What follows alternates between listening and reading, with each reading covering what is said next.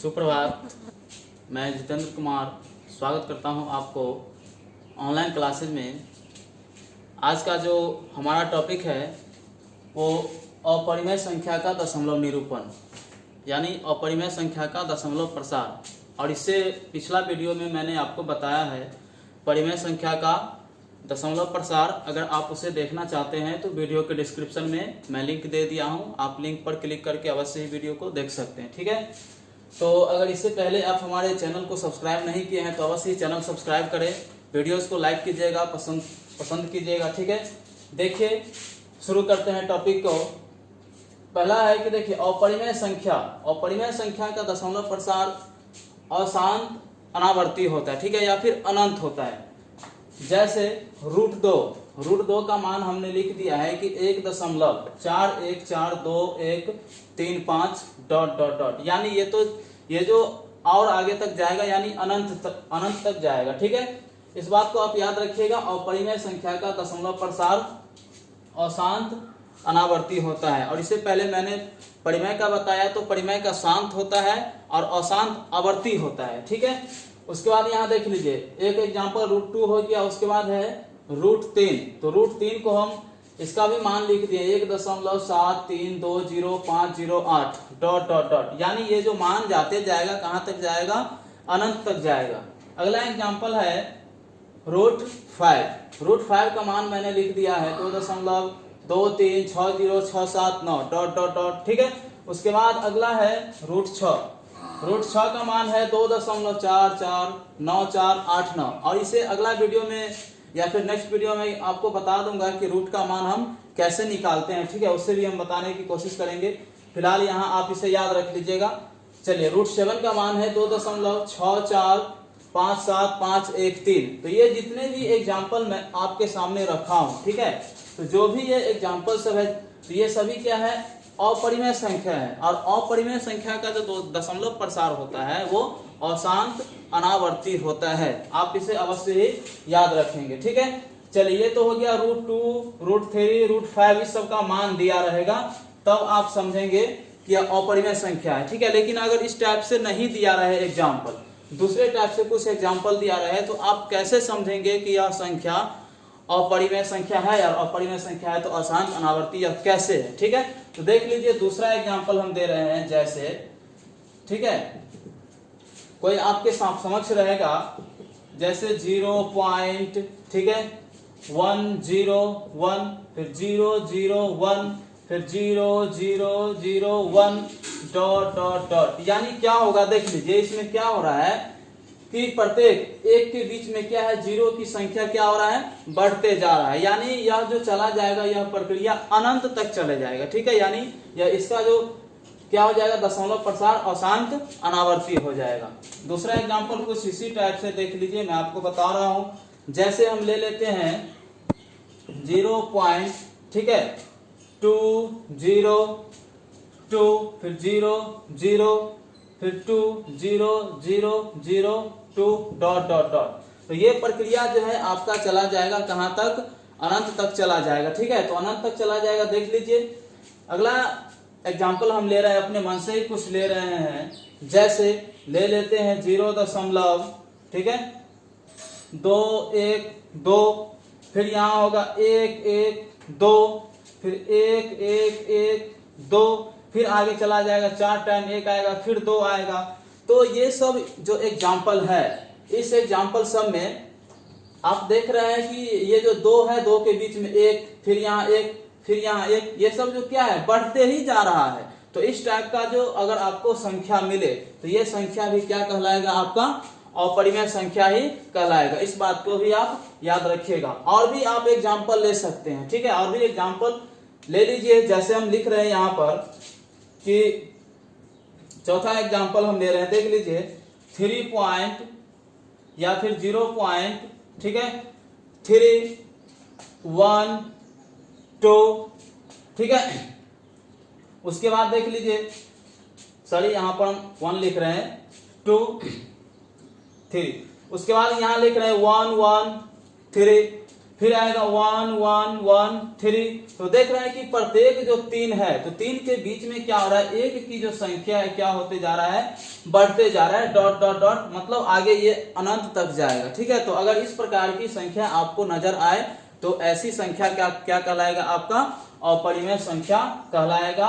और ये जितने भी अपरिमेय संख्या हमने आपको बताया है, ठीक है, ये सभी क्या है, अशांत अनावर्ती है। जितने भी ये अपरिमेय संख्या का एग्जांपल मैंने आपको दिया है, क्या है, सभी अशांत अनावर्ती है। ठीक है, और हम आपको अपरिमेय संख्या, ठीक है, इसका एक परिमेय है, आप परिमेय को याद रखें। ठीक है, हम यहाँ जस्ट बता रहे हैं परिमेय में है, उससे पहले एक बात और याद रख लीजिए कि पाई, ठीक है, पाई क्या है, पाई एक अपरिमेय संख्या है। ठीक है, पाई एक अपरिमेय संख्या है, इसे आप निश्चित रूप से याद रखें। अब पाई का मान, ठीक है, महान भारतीय गणितज्ञ आर्यभट्ट ने जो दिया, कितना दिया, 3.1416। ठीक है, मतलब दशमलव के 4 अंकों तक भारतीय महान, ठीक है, खगोलविद जो थे आर्यभट्ट ने दिया, 3.1416 दशमलव के 4 अंकों तक पाई का मान दिया है। यह पाई का एक समझिए कि सन्निकट मान है, ठीक है, ना कि एक्यूरेट मान होता है। जैसे इससे पहले ही आपको बताए हैं कि √2 का मान क्या होता है कि 1.414। तो ये √2 का एक्यूरेट मान नहीं है। ठीक है, यह √2 का जो है क्या है, सन्निकट मान है, सन्निकट। ठीक है, सन्निकट मान है, मतलब इसके लगभग में है, √2 के बराबर, मतलब बराबर नहीं है, √2 के लगभग में ये जो है मान है 1.414। ठीक है, उम्मीद करता हूं आपको समझ में आ गया होगा। चलिए आगे हम आ रहे हैं, तो है कि एक प्रमेय है, प्रमेय को याद रखेंगे आप। ठीक है, प्रमेय में दिया है कि यदि कोई प्राकृत संख्या n, यदि कोई प्राकृत संख्या n, यदि कोई प्राकृत संख्या क्या है, n, किसी पूर्णांक संख्या, किसी पूर्णांक संख्या का वर्ग, किसी पूर्णांक संख्या का वर्ग नहीं है, नहीं है, तो क्या है कि n एक अपरिमेय संख्या है, तो √n एक अपरिमेय संख्या है, अपरिमेय संख्या है। तो प्रमेय है, क्या है प्रमेय, देख लीजिए कि यदि कोई प्राकृत संख्या n, ठीक है, किसी पूर्णांक संख्या का वर्ग नहीं है, तो ये जो n होगा क्या हो जाएगा, अपरिमेय संख्या हो जाएगा। ठीक है, अपरिमेय संख्या हो जाएगा, ये तो मैंने प्रमेय बता दिया। लेकिन अब इसको कैसे हम सिद्ध करेंगे कि n√n क्या है, एक अपरिमेय संख्या है। तो देख लीजिए, अब अपरिमेय संख्या सिद्ध करने से पहले यह समझ लीजिए, ठीक है, कि अगर हमको अपरिमेय का राशि सिद्ध करने के लिए तो ठीक इसका हमें उल्टा मानना पड़ेगा, यानी अपरिमेय है तो हम मानेंगे परिमेय। ठीक है, परिमेय को हम सिद्ध करेंगे, अगर वह नहीं सिद्ध होता है तो क्या हो जाएगा, वह अपरिमेय हो जाएगा। ठीक इसी प्रकार से हम इसे बनाएंगे। देख लीजिए, यहां लिख रहे हैं हम प्रमाण, बनाने का जो तरीका है प्रमाण। ठीक है, प्रमाण में हम लिखते हैं कि माना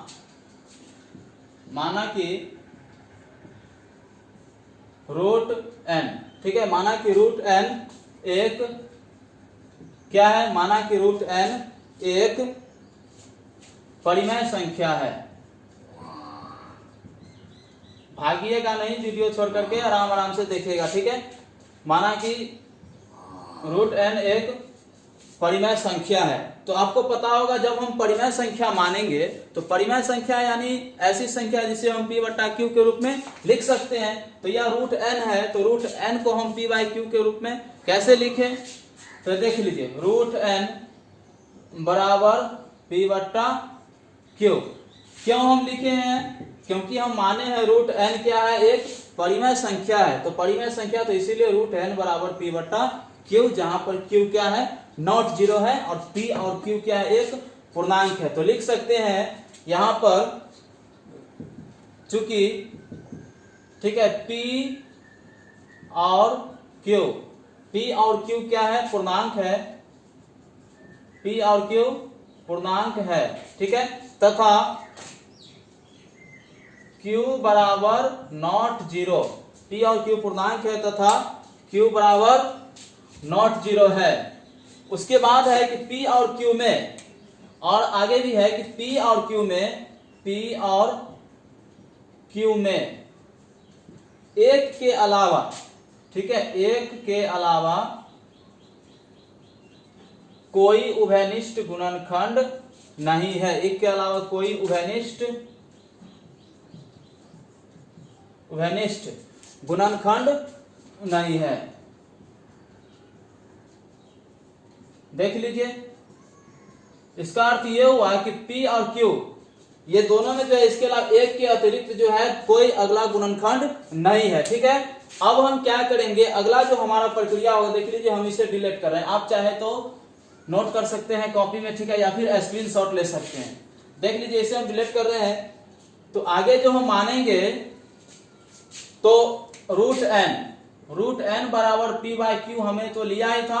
अब वर्ग हम करेंगे, ठीक है, वर्ग करने पर क्या होगा, वर्ग करने पर वर्ग दोनों तरफ हम करेंगे, ठीक है। वर्ग करने पर हमें क्या होगा कि ये देख लीजिए, ये रूट एन का हम वर्ग करेंगे, ठीक है, तो क्या हो जाएगा, एन ही हो जाएगा, एन बचेगा। उसके बाद यहां हो जाएगा P स्क्वायर बटा Q स्क्वायर। समझ में आ गया होगा, क्योंकि हमने क्या किया, दोनों तरफ वर्ग किया है, ठीक है।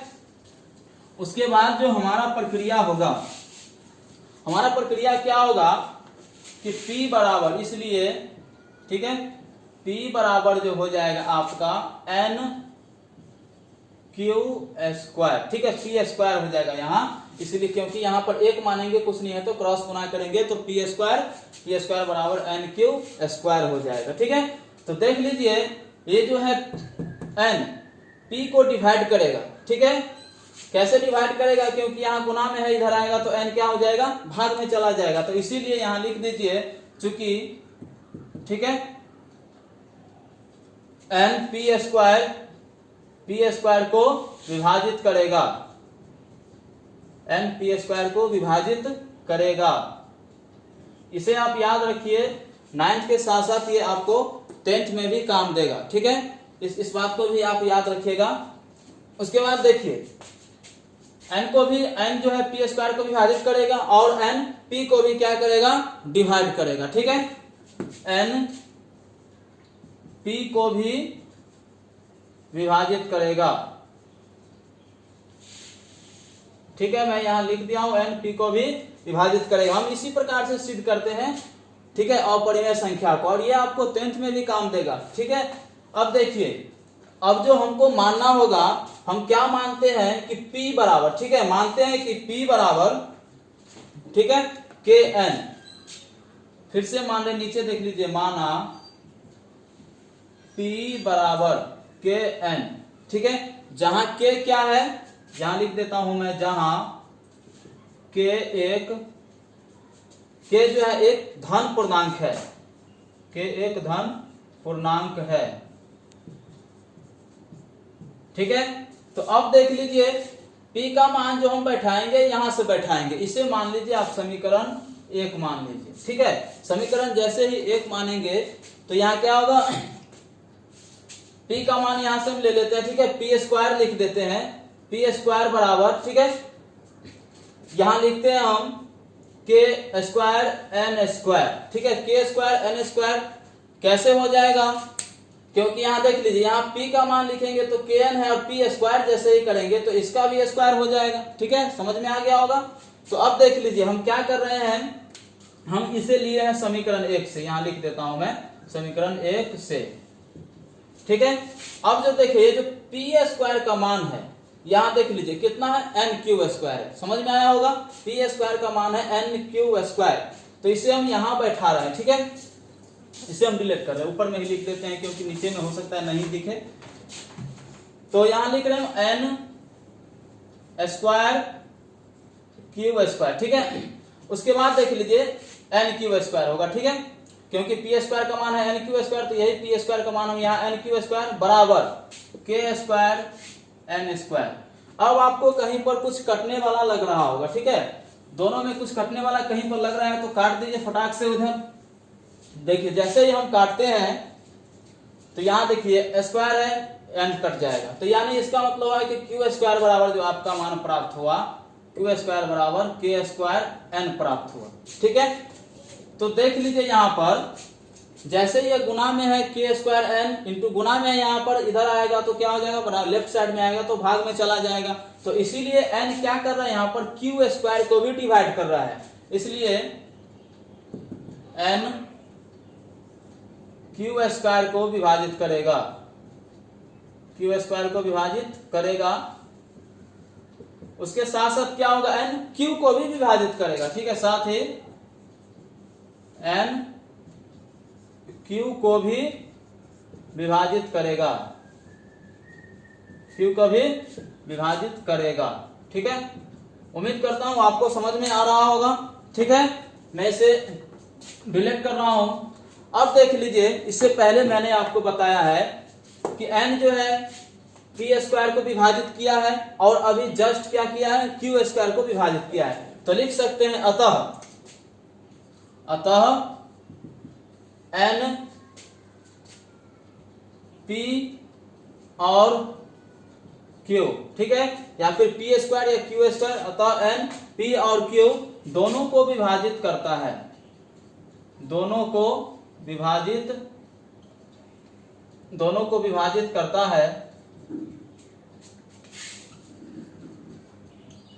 है तथा P और Q में देख रहे हैं कि एक के अलावा यहां भी कोई गुणनखंड नहीं है, तथा P और Q में एक के अतिरिक्त, एक के अलावा कोई गुणनखंड नहीं है, कोई गुणनखंड नहीं है,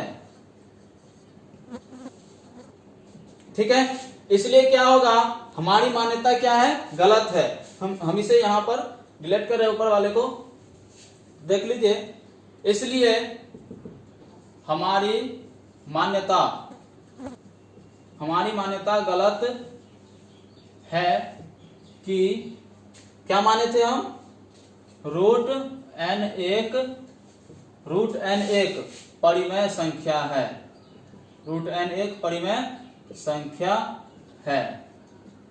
तो यहां तक तो हमारी मान्यता क्या हो गया, गलत हो गया, कि इससे पहले हम माने थे रूट n एक परिमेय संख्या था, तो जैसे ही गलत हो गया तो क्या हो जाएगा, अतः जो है, अतः रूट n एक अपरिमेय संख्या है,